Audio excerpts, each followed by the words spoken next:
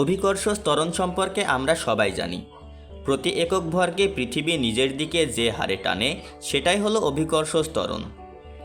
পৃথিবীর যত কাছে আসা হয় অভিকর্ষ ত্বরণ জি এর মান তত বাড়ে।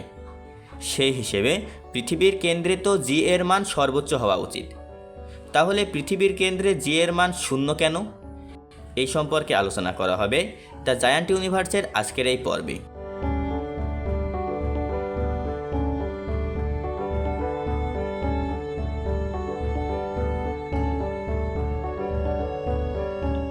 অভিকর্ষ ত্বরণ কি? এক কথায় বললে অভিকর্ষ ত্বরণ হলো নিজের দিকে আকর্ষণ। মহাকর্ষ বলের কারণে এটা তৈরি হয়। পৃথিবীর যত কাছাকাছি আসা হয় আকর্ষণ তত বাড়ে। আবার মাটি খুঁড়ে যদি নিচে নামা শুরু করেন তাহলে তখন জি এর মান বৃদ্ধি পাওয়ার পরিবর্তে কমতে থাকে। কেন এমন হয় তা বোঝার জন্য আমাদের মহাকর্ষ সম্পর্কে জানতে হবে। তাহলে শুরুটা করা যাক মহাকর্ষ দিয়ে। মহাকর্ষ হলো মহাবিশ্বের দুইটি বস্তুর ভরের কারণে একে অপরের প্রতি আকর্ষণ। এই আকর্ষণ বল নির্ভর করে বস্তু দুটির ভরের গুণফলের ওপর এবং তাদের মধ্যকার দূরত্বের বর্গের ব্যস্তানুপাতের ওপর। বলে রাখা ভালো, ভর বেশি হলে আকর্ষণ বেশি হয় আর দূরত্ব বাড়লে আকর্ষণ কমে। সহজ কথায় বললে যত বেশি ভর তত বেশি টান, আর যত কাছে তত বেশি টান। কিন্তু পৃথিবীর কেন্দ্রের বেলায় এই হিসাবটা একটু ভিন্নভাবে কাজ করে।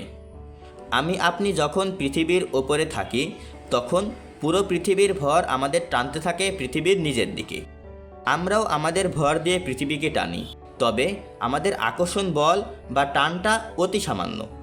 পৃথিবীর এই বিশাল ভর ভূপৃষ্ঠে থাকা অবস্থায় আমার নিজের তুলনায় একদিকে থাকে। যেমন দাঁড়িয়ে থাকলে থাকে পায়ের দিকে, আবার কাউকে উল্টো করে ঝুলিয়ে রাখলে পৃথিবীর ভর থাকে মাথার দিকে। মজাটা হয় আমরা যখন মাটিতে গর্ত খুঁড়ে নিচে নামতে থাকি তখন পৃথিবীর ভরটা একদিকে কাজ করার পরিবর্তে আমাদের ডানে বামে উপরে নিচে সব দিকে ছড়িয়ে পড়া শুরু করে, ফলে বদলাতে শুরু করে পৃথিবীর অভিকর্ষ ত্বরণ। এ ধরনের পরিস্থিতিতে বস্তুর মহাকর্ষ কিভাবে কাজ করবে তা শেল থিওরেমের উপপাদ্য দিয়ে সুন্দরভাবে ব্যাখ্যা করা যায়। এই উপপাদ্য অনুযায়ী আপনি যদি একটি নিরেট গোলকের ভিতরে থাকেন, যেমন পৃথিবী, তাহলে আপনার সব দিকে থাকা খোলসের ভরের কারণে তৈরি মহাকর্ষ বল কাজ করা শুরু করবে, ফলে মোট বলের পরিমাণ শূন্য হবে।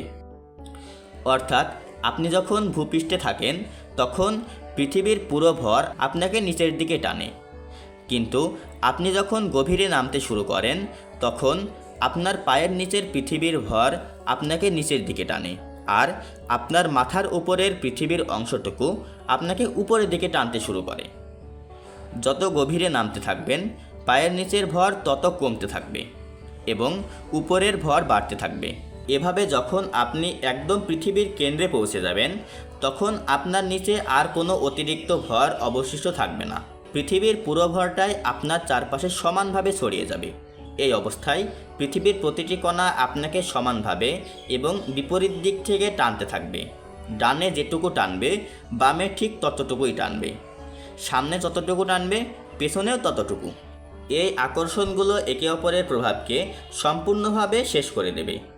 ফলাফল, আপনার উপর প্রযুক্ত পৃথিবীর মোট মহাকর্ষীয় বল হয়ে যাবে শূন্য।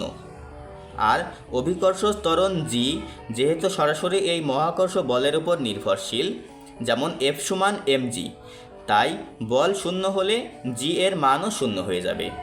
এ কারণে পৃথিবীর কেন্দ্রে জি এর মান শূন্য থাকে।